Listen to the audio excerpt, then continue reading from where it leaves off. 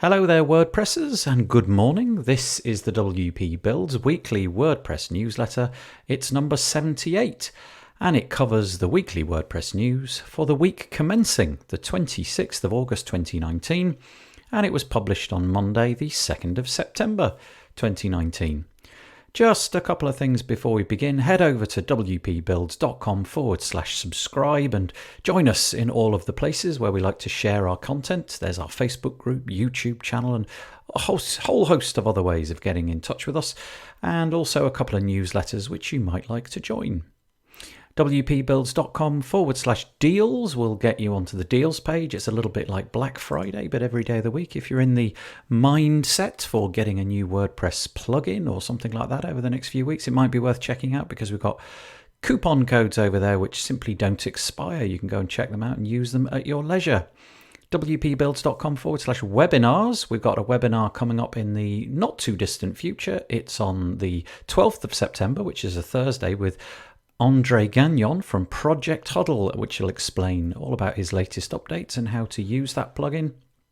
And last but by no means least, wpbuilds.com/advertise. If you have a WordPress product or service and you would like to get it in front of a wider audience, well, go to that page and fill out the form, just like Kinsta did. Are you tired of unreliable or slow hosting? If so, check out Kinsta, who takes managed WordPress hosting to the next level. Powered by the Google Cloud Platform, all their plans include PHP 7, SSH and 24/7 expert support. And you can migrate today for free at kinsta.com. And we do thank all of our sponsors because they really do help us to put this podcast out each and every week. Okay, let's get stuck into the news for this week. Each week we put our WordPress news into various categories, and the first one is always WordPress Core, and I've only got one story for you today, and that comes from WP Tavern. Sarah Gooding writes, Gutenberg 6.4 adds new typewriter experience, cover block resizing and block inserter help panel. So Gutenberg has reached version 6.4, as I just said, and there's some nice things going on here. The first one I want to mention is this new typewriter experience. So if you've ever used Gutenberg before and written a lot, then you'll notice that it's very difficult to kind of keep the focus on where you're writing. Obviously with a typewriter, the paper itself moves as you type because the little hammers that come out are in a fixed position. Well, that's kind of what they tried to replicate here. When you write in Gutenberg now, if you were to reach the bottom of the screen, the cursor stays in the same place and the entire body of the text above the cursor moves up one row. It leaves a little margin at the bottom so that you can keep your eyes basically in the same place. So each time you start a new line or hit return, everything just moves up and it looks really good. I actually didn't even notice that it didn't exist, but now that it does exist, I think I would be hard pressed to work without it. So that's really nice. Another thing that they've introduced is the image block module has now got the circle mask variation. In other words, you can upload a picture of, I don't know, anything you like, and you could put rounded corners on it. If you make the rounded corners large enough, you could create a circle from a square image, and if you upload a rectangular image, you could make sort of like a lozenge shape, which is very nice little addition. The settings are easy to find. They're under Styles and Circle Mask. And the other thing to mention is that as of the Gutenberg usability testing, which happened in July this year, it was found that most people don't in any way, shape or form interact with the kind of guidance that is offered when you first open up Gutenberg, the sort of tutorial that you can go through. And so what they've decided to do is kind of abandon that, and now there's going to be information about each block embedded in the block itself. And so where you add new blocks, so for example paragraph, heading, cover, image and so on and so forth, there's now an option to read contextual information about what that block does. It provides a title and it provides a little short summary of everything that you can do. And this will be absolutely fabulous for people new to using Gutenberg and probably to your clients as well. And hopefully developers who are creating their own blocks will leverage this and put information about that. Strikes me that it would be quite a nice opportunity to put some little videos in there. I don't know if anybody has managed to do that, but it would be easy to demo how each of the blocks works, and that would be nice in there. The next section is entitled Community, and the first piece under that umbrella comes from the Elementor blog, and it's entitled Elementor Growth Roundup, 15 Experts Share How to Grow Your Business in 2020. Well, if you're a marketer or you're trying to grow your business in some way, it's always nice to get some advice from people who have had success. And the guys at Elementor have managed to, over 3 years, get their product installed on 3 million websites, so they certainly are a good place to start. What they've done is they've reached out to 15 experts in all sorts of different fields, and they've asked them the following 2 questions.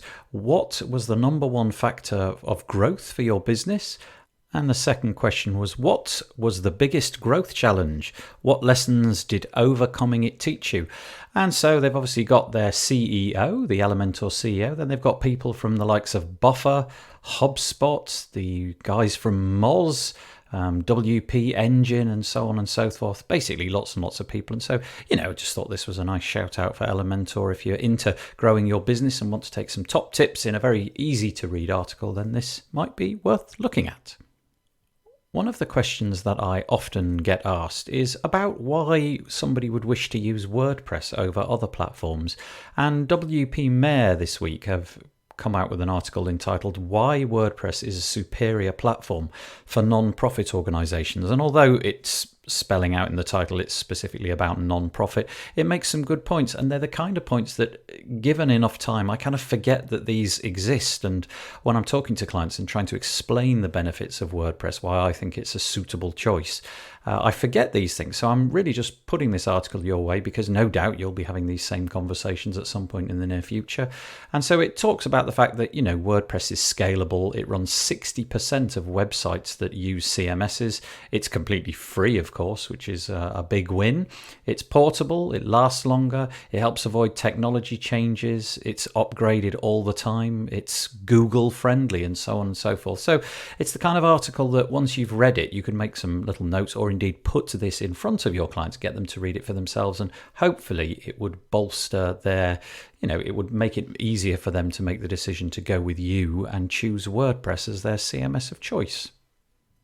Very much related to the article we've just mentioned, and coincidentally of a very similar ilk, is WPMU Dev's article this week entitled Is WordPress an Actual Content Management System? Because that's another question that clients often throw at me. They talk about the fact that, well, I thought WordPress was simply for blogging or small business sites, that kind of thing. And WPMU Dev tried to dispel that myth with their article this week, and they go into exactly what makes a content management system into a content management system, and the fact that WordPress definitely fulfills that. They talk about this enormous user base that WordPress has got, and then they go on to talk about some of the large sites that are deploying WordPress throughout the internet. So demonstrating, for example, with the glassdoor.com website, which has millions and millions of entries, that WordPress can handle that.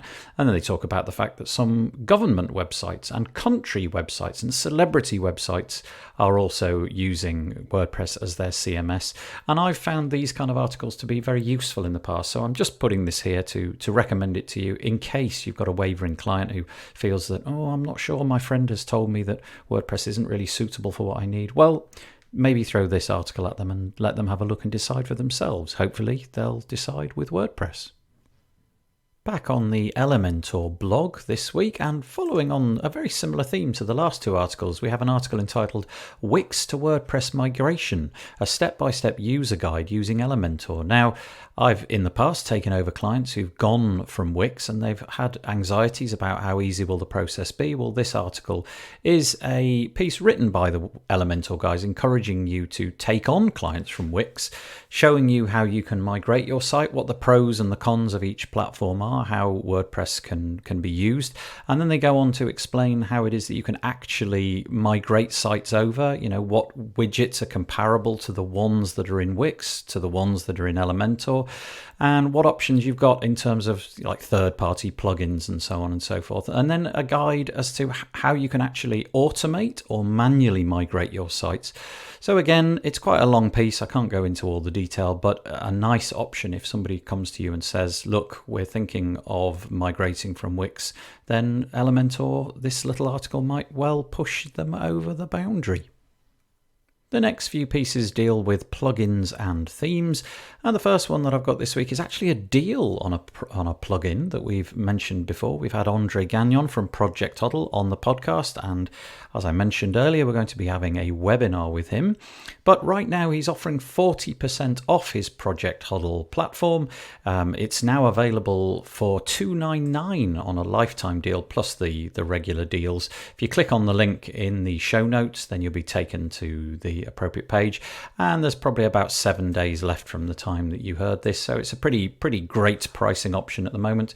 Project Huddle, of course, is used for creating an interaction between you and your clients and enabling you to get your messages and get your assets to your clients and for them to be able to communicate with you trivially easily. So yeah, very nice and great to have such a aggressive pricing at this point in time. Anybody building a complicated site which needs some kind of filtering or search has probably come across a plugin called FacetWP. We've had the guys from FacetWP on the podcast as well, and they've arrived at version 3.4. They've got quite a nice selection of updates. They've completely redesigned the admin UI because it was felt by the community that it was a bit cluttered, and they've made it much more straightforward. I can see just looking at the images that I'm going to find it much more easy to use. They've also rebuilt their documentation, and again, I think this is a great move because I personally did find the documentation a little bit difficult to track things down, a little bit lacking, and just generally hard, and so they made much more of an effort with that. And then they've added something called a flyout mobile facet, so you can now add on the flyout add-on, and it enables you on a mobile device to filter. Something will swoop in from the side with all the filtering options. So for example, if you would like to filter a car by a certain price or by a certain manufacturer, then that can all be done in a flyout menu, which takes the far less screen real estate when you're on a mobile device. And also in the past, they've added Elementor integration, a layout builder for ACF and more. So definitely go and check that out if you're using FacetWP or you're in that struggle trying to figure out which faceted search plugin you wish to use. Now, although I try to keep up with the WordPress news, one of the things that continually eludes me is the capability of third-party plugins for adding capabilities to Gutenberg. There's so many different options coming around, and some of them have got a very relatively small audience, and so you don't necessarily hear about them. Well, over on wpnewsify.com this week, we have an article entitled 10 Best Blocks to Use for Creating Your Site with Gutenberg, and it lists a whole bunch of different options. So, for example, Ultimate Add-ons for Gutenberg. There's one called Ultimate Blocks, Otter Blocks, which I confess I'd not heard of before, Atomic Blocks, Stackable Gutenberg Blocks, Advanced Gutenberg, Co-Blocks, Google Maps Gutenberg Block, Ghost Kit, and Quebely. I'm not entirely sure I've got that pronounced correctly. It's Qubely, and quite a few of those I'd never heard before. And obviously, if you're trying to push the boundaries with Gutenberg and migrate all of your workflow into Gutenberg, having these blocks available to you might save you a whole bunch of time. So nice article and very, very time-saving, I hope. Right, let's move on to the security section. We have a bit of a light touch on security each week, and the first article is wpsec.com and their blog. We have an article entitled, What is XMLrpc? If you've played with WordPress for any length of time and gone looking around in the settings, you'll notice there's something called XMLrpc. It's useful for all sorts of reasons, but what is it? It's a remote procedure call protocol, which is using XML to encode its calls and HTTP as the transport mechanism. And it's useful for things like, let's say you want to create content on other platforms, for example, the WordPress mobile app, or If This Then That, or the Android or iOS apps for WordPress.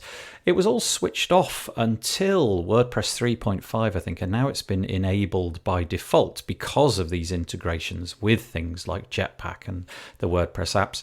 And there's a whole bunch of common vulnerabilities, and this article goes into explaining fairly technical command line level detail how it is that you can discover what kind of vulnerabilities you may be opening yourself up for. So, for example, it might be that you have a cross-site port attack available, or a server-side request forgery attack available, and really it's just a question of educating yourself how you can disable these capabilities and what you can do to protect yourself. And obviously, if you're reading this, you may decide that you don't wish to protect yourself because the benefits outweigh the risk. But it's a nice article explaining what all this is and how you can explore more. I mentioned earlier that we do offer a bit of a light touch on WordPress security, and this is a perfect example of that. We won't go into too much detail, but over on the wordfence.com blog site, we have malicious WordPress redirect campaigns attacking several plugins. And to quote, "Over the past few weeks, our threat intelligence team has been tracking an active attack campaign targeting a selection of new and old WordPress plugin vulnerabilities. These attacks seek to maliciously redirect traffic from visitors' sites to a number of potentially harmful locations. And the ones that you've got to look out for are Nick Dark plugins. They've got an unauthenticated arbitrary options update and the simple 301 redirect add-on - bulk uploader. Unauthenticated options update. Now, obviously, the team at WordFence are mitigating against this. I'm not sure at which point it goes from being a premium fix to a free fix, because they have a 30-day cycle in which the premium gets all the updates and then they roll out to the free version. But if either of those plugins mean anything to you, if you've heard of those before or have those on your client websites, definitely go check out that article. Again, a light touch, briefly summing up the Kinster.com's post from this week. They've got an article entitled "How to Password Protect Your WordPress Site, Every Method." Now, this is a gigantic article. I was really surprised that there was as many options as there are.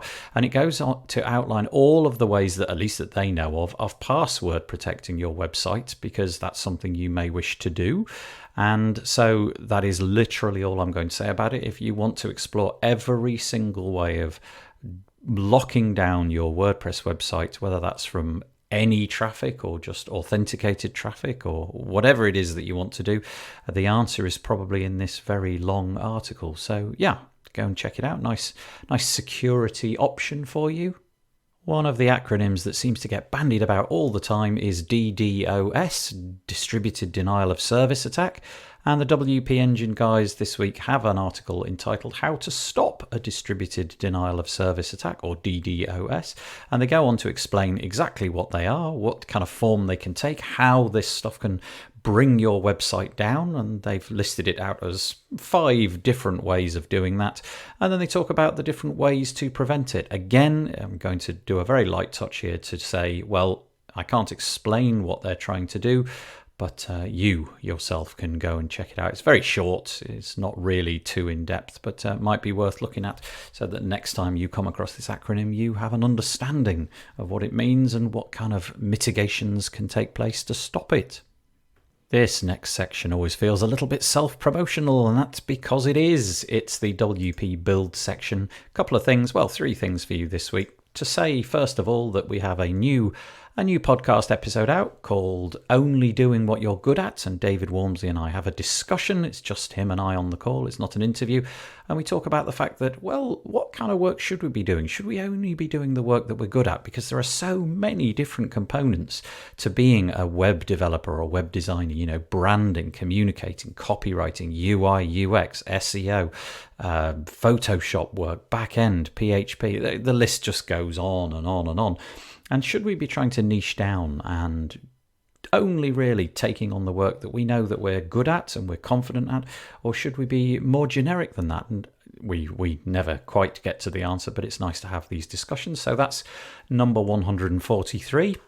The other couple of things I want to mention is that I have a website UI and UX review with Pete Chineri. We did one about a month ago, and she came on a Facebook Live with us, and she just went through a few submitted websites and basically just sort of took them apart from a UI UX point of view and gave some really helpful advice, and everybody thought it was really, really useful. So we decided to do it again. If you'd like to submit a site, then please go to wbpbuilds.com/UI and you can submit your site. But the next one is in the Facebook group. It's live on the 4th of September at 2 p.m. UK time. So come along and see. You might think to yourself, oh, this is something I want to take part in regularly, because we are going to be doing them regularly. And the last one is over at wpbuilds.com/webinars, just a reiteration really that I'm having one with Andre Gagnon from Project Huddle on the 12th of September. So join us for that. Go to that page and click register now. Okay, that's all the WordPressy stuff that I've got for you for this week. But as always, right at the end, we have a couple of bits, well, in this case, more like 5 or 6 bits, which are not WordPress related, but I think are quite fun for you anyway. First one is over at WP Tavern, and it's to say that micro.blog adds Tumblr cross-posting. I confess I'd never heard of micro.blog, which is like a tiny little micro-blogging platform. And now they've added the ability to post your content that you create over there to Tumblr. Now, this is probably in response to the fact that Automatic acquired the company. It seems like a bit of an odd thing to put in, simply because micro.blog and Tumblr are kind of in competition with each other, trying to get you to, put your stuff onto their platform. Nevertheless, they've decided to add this capability. And yeah, it might be quite interesting if you've never heard of micro.blog to just go and check it out. It's got a lot of similar feel to Tumblr, I think, but yeah, just interesting that they've added this in this week. You can post your content to Tumblr, probably because of the capabilities that are being added in from WordPress. I'm always interested by search and the kind of rivalry between things like Google and Facebook and the competitors which are coming up offering kind of additional privacy, of which the most notable search engine in that area is DuckDuckGo. And on the Search Engine Journal website, we have an article entitled "Google's Danny Sullivan responds directly to DuckDuckGo's anti-privacy claims." DuckDuckGo made a very professional looking video, I might add, on this website. They've pasted it there, showing the 5 areas where they feel that Facebook and Google sell you short. They say that if you use their platforms, you end up receiving hyper-targeted ads. There's the possibility for propaganda and discrimination to creep into the results that you get. There is, of course, a filter bubble. User data is saved and shared with third parties, and user data is sold to advertisers. Obviously, DuckDuckGo are positioning themselves as the antithesis to this. But the guy over at Google, Danny Sullivan, has sort of come back and said, well, we don't do this. It's not quite as bad as you say. Admittedly, he only tackles one of those 5 points, because he says we don't manipulate your search results with the filter bubble claim. And we don't really do anything so that we give you what we think you'll click on. They just simply say that they don't do that. But it is interesting that he only tackles one of the 5 points, but perhaps that's because that's the area that he works in. Nevertheless, quite interesting. I think this debate is going to hot up as we become more and more aware of exactly what these giant megalith companies are keeping. And so DuckDuckGo, I feel, is kind of in the ascendancy. Whether or not it'll ever reach the grandiose heights of Google, I don't know, and possibly doubt. But it's quite interesting, the war that's beginning to start in this area. This next one has a direct impact, I suppose, on WordPress. It is on the WP Tavern, but it's all about Chrome, the browser. And it says Chrome 76 adds native lazy loading. WordPress contributors continue discussion regarding core support. At the moment, you have to kind of install some kind of library to do lazy loading so that your images only actually load upon you scrolling them into view. There's, of course, things like Jetpack, Auto Optimize, Smush, WP Optimize, and a whole bunch of others. Well, now Google has said that they're going to introduce this into the browser itself so that this will all happen natively. And so the argument now is, well, if that's the case, then we should have this in WordPress Core. A track ticket was launched 14 months ago by Morten Rand Hendrickson. And so the discussion is now on what's the best way to do this? What should be the way that WordPress deploys this? I mean, it seems like a bit of a no-brainer. There are people who've already come up with their own solutions and posted things on GitHub and so on. And I guess it's just a matter of wait and see what the community decides is the best way to do it. But no doubt we'll be leveraging this and not need third-party substitutes to do exactly this and speed up everybody's sites. Back again at WP Tavern, we have an article entitled PHP Central Europe Conference Cancelled Due to Lack of Speaker Diversity. PHP-CE, which is a Central European PHP conference. It was scheduled for the 4th of October, so coming up fairly soon, has been cancelled due to a public fiasco resulting from lack of gender diversity. Even though they'd claimed that the lineup was rich and diverse, there were absolutely zero women on the speaking agenda. And at that point, a lot of people started to get the jitters. Speakers started to pull out, and then ticket sales dried up. So it's been decided by the community that really this event has absolutely no purpose this year.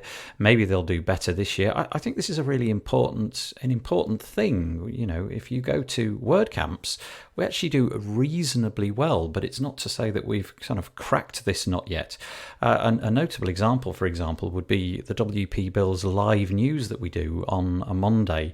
Thus far, we've all been men that have been on the show. So a bit of a plea, if you don't mind, if you would like to appear on the live news and you are female, I would be really interested in hearing from you, because I would like to know whether or not A, anybody would like to appear, but B, whether you think that we've sort of, contrived to do it this way. I did reach out to a whole bunch of people, and this is the lineup that we have had so far. So apologies for that. But as I say, if you've got an opinion on this, or you would like to nominate yourself to be involved in the WordPress weekly news that we do live 2 p.m. UK time on a Monday, please get in touch. I'd be very grateful to hear from you.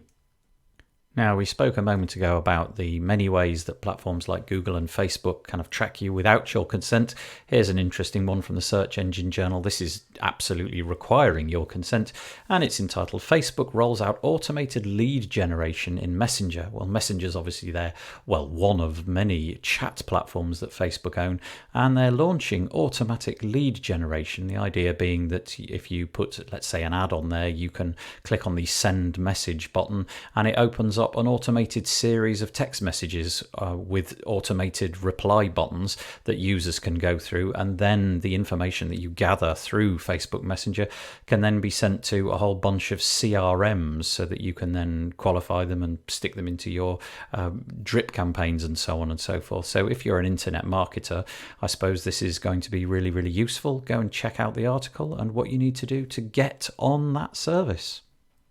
Okie dokie, that is all the news that I've got for you this week. As always, I hope you find it useful and that something that I mentioned was something that you wanted to click on and go and explore.